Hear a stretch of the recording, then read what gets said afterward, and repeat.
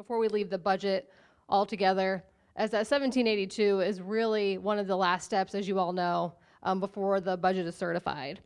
One thing for those folks that are newer is that there has been a lot of talk about circuit breaker and how the DLGF has now helped counties, municipalities actually budget for that. I would say that probably most of you in the room probably already budgeted for a circuit breaker, and we did it a couple different ways. One way that you did that was, I've seen folks just inflate one of your budget line 1 items, maybe increase that capital outlay to a really large value, knowing they weren't actually going to spend it. The risk there was once you had that council approval, you had that appropriation authority. So I saw folks hold it that way, but then also then had to struggle and fight off some of their departments saying, hey, yeah, we had that line item, in our line 1. However, we really weren't counting on you guys spending the money. And then I think what I also saw working with governments in their budgeting process was decreasing those line 1 budget expenditures and increasing that line 11 fund balance. Those were the typical ways I saw folks try to budget for circuit breaker internally. I'm not sure what the majority of you all did, but I think it's important to note that sometimes we hear about, now we're budgeting for circuit breaker, now we're budgeting for circuit breaker, when I know a lot of folks were already doing that, but just in a different manner. So I bring that up just to know that we realize that this isn't something new to many of you and that you are managing your cash just in a different way. And I think the DLGF is now making sure for folks that maybe weren't, or maybe they have a better handle on it, that this is the way that they've come together to make it easier and more uniform so that they can actually identify where that circuit breaker loss and those financial plans are coming together. What other notes? As Tim was talking, I was jotting down items I wanted to bring up. Secondly, talking about budgets on debt service. This is probably not new to you as well. How many of you all have debt outstanding, payable by property taxes? So quite a few. It's key that any debt that was issued after a certain date in 2015, there was legislation that actually restricted how much of your line 11, what I would say your operating balance or more so just your cash balance can be. And it was limited to 15% of that 18-month payment. That's key because when you go to set your budget and as you're putting in your debt service and you're linking it to your debt service worksheet, you're linking it to the full value of that payment. So when you're looking at your budget, when you link it, it's a whole 18 months worth of debt service payments. However, when you get that 1782, you might notice that that line 11 is much less than that payment that's coming due that next January. And the reason is because of that limitation. And the only reason I draw attention to it is because I've seen a number of different communities budget for their debt differently. Some budgeted on a calendar year, and when they would select their payments, you could go to the DLGF debt management worksheet, and you select the payments between January and December. I've seen folks do it on a calendar year, so they select the payments that occur within those periods.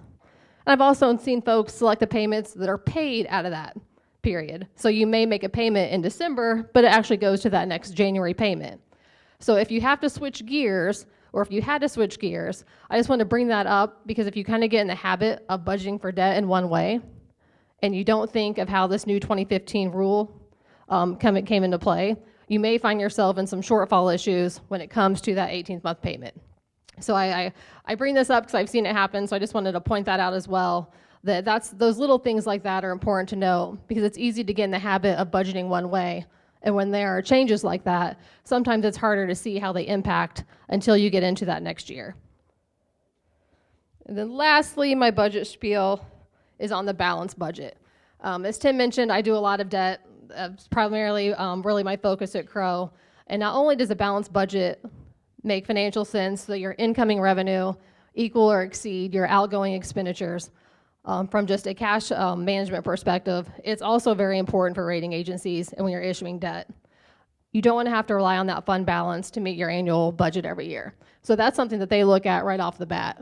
So if you were to issue debt or have a need to borrow, and maybe you're working with a local bank, they're going to want to look at your financial report. And the first thing they kind of eyeball is they look at those two middle columns and they see what that revenue is and they see what that expenditure is. And anytime they see where that revenue is less than the expenditure, that's a value that they're going to highlight and that's a value they're going to talk to you about.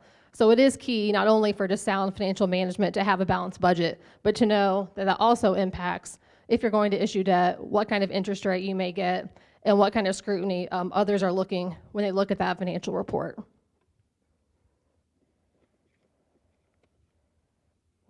Okay, let's see. I'm trying to, my last scribble note before I go to the 1782. Oh, is on the December 31. So that was a big key too on getting your tax rate certified by this year. As Tim mentioned, DLGF now provides those max levies. They're going to provide those max tax rates. From our understanding, if your county adopts within those DLGF guidelines, the review for DLGF is going to be much quicker. I'm not going to say it's a rubber stamp, but from what I understand, that's how they plan to expedite their process. They're doing some of that initial upfront review now, so that if they see that your county has adopted within those guidelines, it's going to be a much quicker check for you to get that 1782. If you don't, if you're a county that actually adopts a higher levy than what that initial DLGF estimate is going to be, then it's my understanding that they're going to go through the entire full 1782 budget review, similar to what they do now. And you know how that could be. It may even require phone calls from your field rep. They may be getting questions. So I would expect that delay process to be longer. So that's just to kind of keep in mind as you're going through the process. You can expect what kind of reaction and approval process from the DLGF, depending on where your final budget comes out. And then, okay, so I'm just going to go through briefly 1782. And we just randomly selected one of the counties here. But when we work with the community, the first thing that I do, and I'm sure the first thing that you do, is I look at this first page, and I know this is one of your handouts. If you flip to the next page. Tim, did you give me the marker? Oh. This one? Yeah. Is I scan this page right away. So this is really what I would say the summary page. And you can eyeball each of the funds really quickly to see, did you get that budget? Is your budget approved? Are you able to get the expenditures you need? So I immediately go to this page and kind of run through each of the funds. The first one, general fund, budget approved. Yay, there's that feeling like, yay, great, my budget's approved. The next one, money's not available. Maybe I'm not feeling so good at this point. So those are the things I quickly run through to get an overall sense of where do I need to spend my time? I know I've got 10 days to get this back. I don't think it's 10 business days, it's 10 calendar days. So a lot of times, as we've seen, sometimes these may come out right before a holiday. Maybe they come out at a Friday night at 5:30. So unless you're checking your email, you've already lost 3 days. So I always look at this first, and then I immediately flip to the third page, which is my fund report. And I go to the bottom to see, am I going to collect every dollar that I can? So at that bottom of that 1782, where it looks about the max levy, there it kind of goes through the same calculation and the output of the calculation that Tim walked through. And you'll see you'll have your normal max levy, plus any miscellaneous changes or adjustments to your working max. That working max is real property tax dollars that you should be able to collect or levy. Knowing you may not be able to collect every one, we still know that. However, the goal is to be able to allow yourself the opportunity to collect as much as possible. So if you look here for this community, they had about 8.5 million. That's the max they're gonna be able to get in property taxes. Underneath that, it tells me if I have budgeted so that I can allow myself to collect every possible dollar. And in this case, I'm only under by $2,800. Success. I know that I've done what I can to be able to get all the dollars that I can do. So those are the first things that I would look at as well. Given you have that 10-day time crunch, it's important to know where you may be under and what you can do to make amendments. If there is a case where you get something back and you're not comfortable with what the DLGF said, maybe they missed something, maybe they misinterpreted something, or something happened that it didn't get through. A lot of times then you can reply via email, your source documentation, and then you'll work back and forth directly with that field rep, whoever is really owning your county, to get that corrected. But that's what I always do first, see where I'm at, and then I would also recommend kind of walking through each of the funds. And you'll see here, this is the fund report, or also known as 16-line statement. Depends on how you refer to it. And this really goes through the budget form. So this is a summation of all the different budget forms. That line 1, gross budget, that of course is the budget. Those are your line 1 expenditures. So that is the total that you would spend for your general fund. Then reduce it by the property tax cap. And that gets your net budget, the 14.9. That really represents what you should be able to collect and spend to meet this budget need. And it walks through each of those items. And you'll see here you have your expenditures July through December. As Tim mentioned, the budget cycle is an 18-month cycle. So you are budgeting for the remainder of the current year and then looking for the full 12 months of the next. Sometimes I think that's a difficult concept for councils to think of. When you're going forward and putting your 19 budget together, they're simply thinking, okay, let's talk about 19, knowing that your current cash position and what you still have yet to pay for July through December can throw a huge wrench into things. If cash collections come in lower than what you're anticipating, it may be harder for you to fund that July through December of this year. So those are things I think that are worth having discussion. I always recommend when you start that process, even for just a brief education for folks who have been through this for councils, just kind of reiterating, here's what the budget process looks like. It's 18 months. We're going to be looking at the remainder of the 6 months of this current year and then going into the next. In this particular example, you'll see their additional appropriation. That's one of the items when you go set your budget. If you know there are additional appropriations, usually at this point, I'm trying to think of when you do the budget process, if you had already had any. I guess maybe if you had had some in the early months, like June or July, but a lot of times you have to look ahead and think, am I going to be going to council and asking for an additional appropriation? Because again, you want to make sure you know what that ending cash balance for the current year is to help you budget for the next going forward. And in this case, the community did have about $850,000. Line 5 are those total expenditures. The next part is really just comparing your revenues. So now I know we need 22.5. How am I going to get there? I'm going to look at my current cash balance.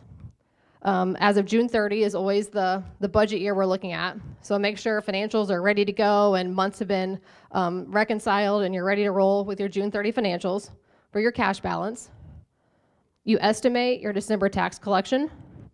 More recently too, that's another place where DLGF allows you to look at your total gross estimated tax collection less any adjustments for circuit breaker. In the past, you would simply take, certified levy less what you've collected to date and hope on a whim you're going to collect 100% of what's left. We know that's not to be the case anymore, so they allow for some adjustment there, which I think is also beneficial. Line 8A and 8B, that gets pulled from your Form 2. That's your miscellaneous revenue. Those are everything else that's not property tax. So if income tax, any type of fees, fines, all those type of receipts roll into those values. The goal is to find out how much do I need from taxes. And really, I think the DLGF and others really rely on your expertise to understand what those miscellaneous revenues are. I tend to want to see what I budgeted last year. I'll do a comparison to see if I collect what percent of collected of what I had estimated to date, recognizing when some revenues may be on an October distribution as opposed to 12 monthly. So that's just kind of a hint I would do when you're looking at those. Really do a comparison to make sure you're comfortable with how you're estimating out those miscellaneous revenues and what you're expected to collect for the rest of the 6 months. And then line 9 gets your total funds. So the real kicker comes into line 10, net amount required. I compare my total expenditures of line 5 of 22 million, my total funds of line 9 of 18, and in this scenario, I need 3.8 from property taxes.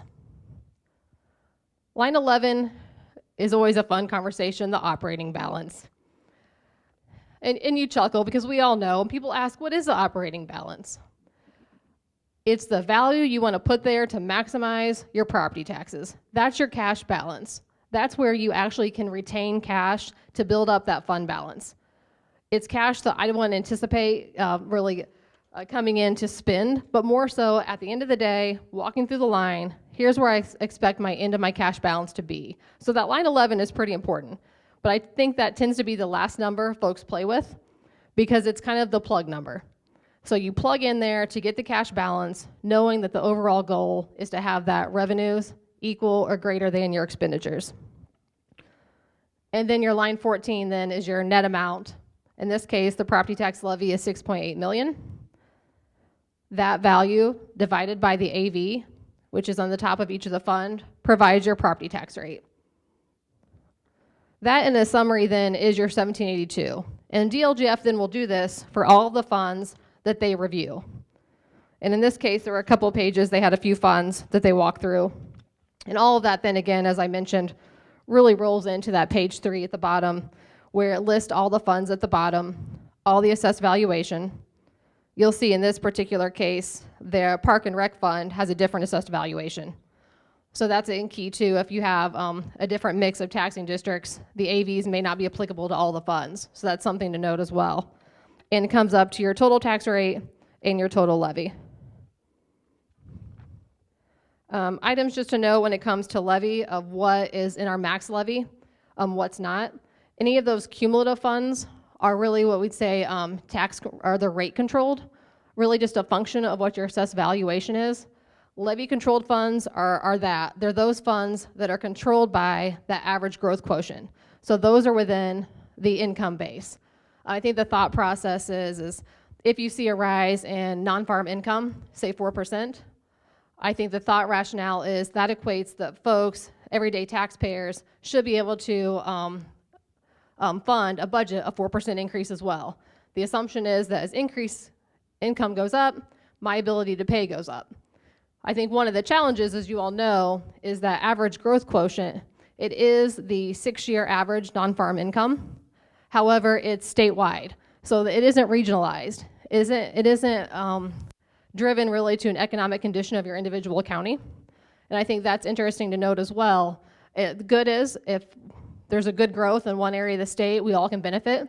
I think the flip side is if you're a county that may be struggling, you can grow that levy, which is key because your services are also growing. However, the impact on the taxpayer may be a little bit different just because maybe they're not experiencing that overall average growth in income as well.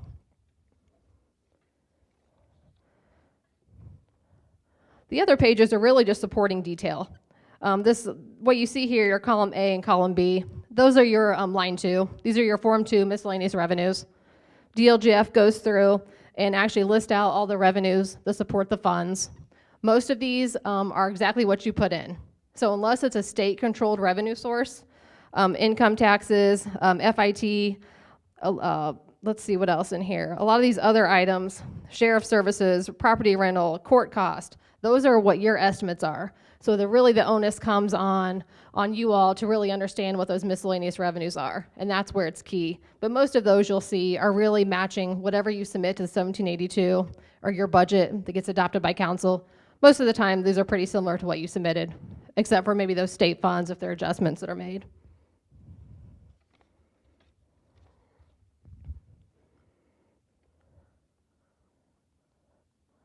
And then lastly, these are the civil max levy reports. Similar conversation that Tim had already went through, so I won't walk through these again, but really just some of the background information that allows you to see the calculation that you can calculate for yourself and know what figures the DLGF has used. And I would encourage you all to use these as well. Try to build them out in Excel. Make sure you can do the math. So when you're putting your budget together going forward, you know what some of the inputs will be and can look ahead to estimate, or if there's a change, to let you know where you're going to end up. I'm probably close to being out of time. So I think with that, well, with 5 minutes, if anyone has any questions on any of the items that Tim or I talked about, we'd be happy to answer any at this time. Angie, could you talk just briefly maybe on moving the funds within and out of the levy, or moving your money along the levy, that it's not just growth within that fund, it's within the levy? That's a good point. And when you're looking at the property tax levy and how much you can grow, you're looking at this as a budget as a whole. So for example, when we see that 4% growth quotient, great, my budget can grow and increase by 4%. That doesn't mean that my general fund gets to grow by 4%, or my reassessment or my health fund gets to grow by 4%. It means an overall levy control grows by 4%. That's where it really gives you guys a lot of control to really understand what those priorities are and where you want to see that growth. So that's, I think, a challenge as well. When you see those growth, everyone, I think, in all the departments, great, we all can grow by that percent. And that's not really the case. It's looked at in a holistic approach. So it allows you to really stress the importance of those open communication, understanding priorities, and making sure you know where you're going to allocate that growth. And it's looked at in a whole. So that's a really good point. Does that make sense to everyone?